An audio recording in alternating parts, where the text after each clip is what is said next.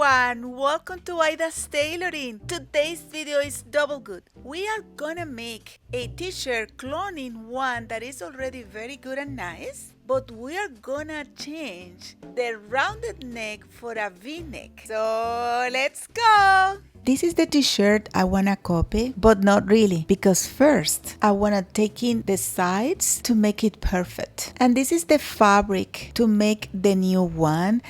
They are not exactly the same, but it still is a neat fabric, so we can work around. I have as well the ribbon knit that I want to put it on the collar. I know that it's not exactly the same kind of white, but I think it will work well. In the meantime, while I'm thinking about it, I'm gonna pin my original shirt, and just like that, is ready. So I'm putting my shirt over a paper because I'm gonna copy the pattern. And copy a pattern of a t-shirt is just easier than you can imagine. I just make sure to put it flat on my table over the paper, and I'm gonna trace all the edges where the seams are. So I'm really very careful because you want to do a good job, because you want your shirt to be the same or what you want. So I pretty much did it roughly, and I'm gonna mark a little bit more all the edges. And you cannot just do it and just cut it like that, because you need to confirm that all your measurements are okay. So I'm gonna try to fold it by the center. Oh, but I think you won't be able to see it. You won't be able. Let me take some tracing paper, because in the tracing paper you will be able to see everything the best way.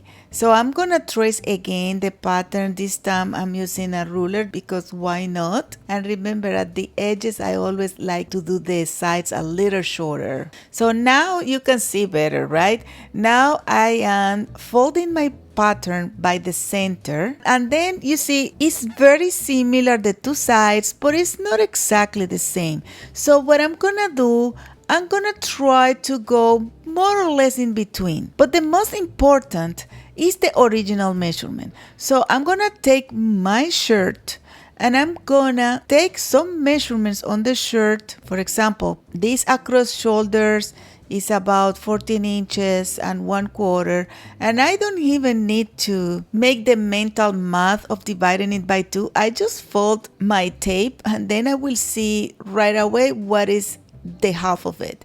So it will be 7 inches, but I think I cannot be that bad. Let me measure again. Look at that, 15. I don't know how I measured before, but now it's correct. You see, now I have a correct measurement there. I'm gonna use this purple felt marker. The shoulders is about 4 inches and 1/4, so it's good there. Then in between the shoulders, like neck, is about 7 inches and 1/8. So it seems that everything here at the top part is very good. Now let's see the rest of the shirt. So here I have the measurement of the chest. Divided by 2 is around there, and as you can see, it's in between that the other side. So I'm very confident that everything is very good until now. I'm measuring now the length, and it's about almost 22 inches. This one is a little longer than the original, but I think I'm gonna leave it like that because I prefer to have it longer than shorter, just in case. And I'm gonna do this incline measure. These are so good, and as you can see, I'm kind of missing a little bit, and I'm gonna add it just to be sure. But I think now that everything is okay, and I can divide this pattern by 2, one for the front and the other side for the back, and I'm finishing all the lines, copying the front part. And pretty much that will be my collar at the back, and then I can do my collar line at the front as well. But I cannot resist the urge to make a slight modification, and is at the armhole. Usually the armhole at the front part should be a little bit deeper than the armhole at the back. So I'm going to make the armhole at the front part just a little bit deep. It's almost the same. Don't panic. And then I'm gonna, whatever I took from the front, I'm gonna give it back to the back, and I think it will look nicer. The second modification I'm gonna do is to make the collar line as a V-neck, just because you have asked me how to do a V-neck shirt, so I just want to please you in that part. This t-shirt is Uniqlo. If you know about this brand, they are very strong, and the material I'm gonna use is a little bit softer and a little bit transparent, right? So I'm gonna add 1/4 inch at the sides. That will be like a 1 inch bigger, and I think it will just compensate the lack of the strength compared to the original t-shirt. Now I have everything I need. I'm putting all my signs, center front, center back, side front, side back, cut it, folded, all the specification I need. And I'm adding, because I want to be a good girl for you, the seam allowance. Usually I prefer not to add the seam allowance to my patterns, but really it's a way better job if you do it. So I'm cutting my pattern, and I'm cutting it now at the center, and as you can see, one side is the back pattern and the other side is the front pattern. So we are almost done, and now we are gonna make the pattern for the sleeves. And I can see that the sleeves are pretty symmetrical. They didn't consider the front and the back. Oops, I noticed one little problem. You see, the shoulder is a little bit going down at the front, and I make all the measurements from the shoulders down, so I have to add that 1/2 inch at the shoulder so it can go down the 1/4 inch. This is very important. I kind of didn't notice it, that escape of my mind, but it's done. And I'm marking the sleeve exactly in the same way we marked the sleeve before, including folding the paper and then do the symmetrical thing. Anyways, I'm gonna modify the arc of that sleeve to adapt better to the modification I did to the armhole. And I think I have everything all done. Remember, when you are doing the seam allowance, if you have a cut like this one and you need to hem it, you have to extend the size to extend the hem at the bottom part like I did here, so when you fold it, it will be okay. So now is the time to cut the shirt, and please don't come to me saying that I'm copying a pattern from a store. Remember that I fix it first. I'm copying the modified pattern. You can use a little bit of a starch if you don't want your cut t-shirt roll up after you cut it. That really helps a lot. In my case, I'm gonna use scissors to cut it, but most of my colleagues prefer to cut neat with the rotary cut. I'm just too lazy to put the mat. So as you can see, I fold only as much fabric as I need to cut the first part, and then when I finish, I fold it again to the other side, and then I place my pattern on top. That way I make sure that I'm cutting my two patterns in one piece each. And now I have almost everything, but still I need to see what I'm gonna do with the collar line. You can, if you want, to use the same material and just cut what you need. You don't need the rib knit. But in my case, I would prefer to use the rib knit. And what I do, I measure the size of the collar line, and then I'm gonna reduce about 1 inch. If you have a lower collar, then you can reduce a little more. And then I measure the back as well. And I have all my marks. I have the right shoulder, the front, the left shoulder, and the back. And then I'm gonna cut it. I'm gonna mark as well the center on my t-shirt. So now we can go to our sewing machine. I'm gonna take advantage of the stitches of my domestic sewing machine today. Although you can use the straight stitch for that job, mostly if you use this kind of thread, the Ceraflex is so flexible that you can use it. But I'm gonna use the regular thread that you can have at home, and then I'm gonna use some stretch stitches to help with the knit flexibility. I'm gonna start my job by sewing together your left shoulder. And I don't want to be confusing, but I'm going to be very confusing now, because when I say your left, I mean the right of the t-shirt.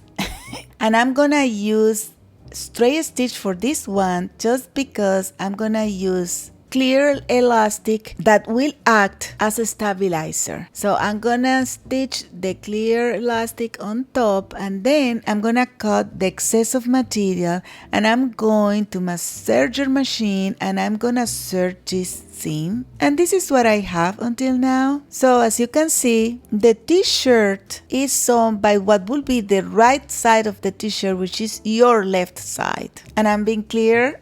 And this is my rib knit, and this is how I'm gonna put it on. So what I'm gonna do to make my V, and this is a question that I've received a lot, is to identify where the center front is, and I'm gonna fold my rib knit by the center front, and I'm gonna put it on my table this way. And I'm gonna put my t-shirt on top of the rib knit, and I'm gonna mark the V on it. You know, supplementary angle theorem. Don't tell your math teacher that you are using it, because he will say, oh, you see, I was right. So I'm gonna stitch by the line I made, and then I'm gonna cut the excess of material, and it didn't show, but I cut as well until the edge, like a snip the edge.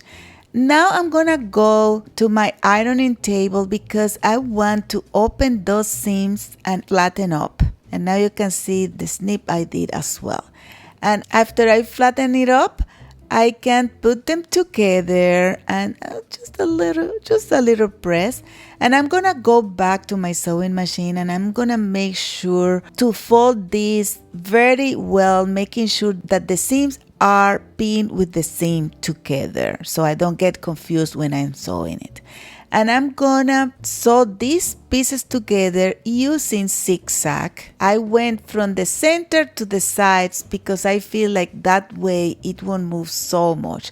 Now I have my piece ready and I can sew it. And I know that some of you have seen some video I did about it. I'm gonna make a center line on my t-shirt, and I'm gonna identify where will be the V of the V-neck. And I'm gonna pin together the V with the line I did. And I'm gonna start by sewing what will be your left side of the t-shirt, which is the right side of the t-shirt. But this time I'm gonna use the straight stitch just to make things a little bit easier. And remember that your collar line is a little bit bigger than the knit, so you're gonna need to stretch the knit just a tiny bit to sew them together. I'm gonna stitch just exactly until the point of intersection of the V. So when I am arriving to that point, I'm gonna go by hand. And I'm gonna be very careful, and then when I reach the point, I go back a little bit. Then I'm gonna take my t-shirt from the machine, and I'm going to snip a little bit from the center just right until I sew it. Then I'm gonna put back my collar on the machine, and then I'm gonna start sewing until that point, and then I'm gonna pivot the collar and keep sewing. Make sure to leave the seam allowance for the shoulder seam. And here you go, a super sharp V. If you make your shirt lower, then the V won't be that closed, and probably it's a little bit easier to sew in. Then I'm gonna serge. I'm gonna go back to my iron, but you know, the knits, you don't wanna really iron it too much.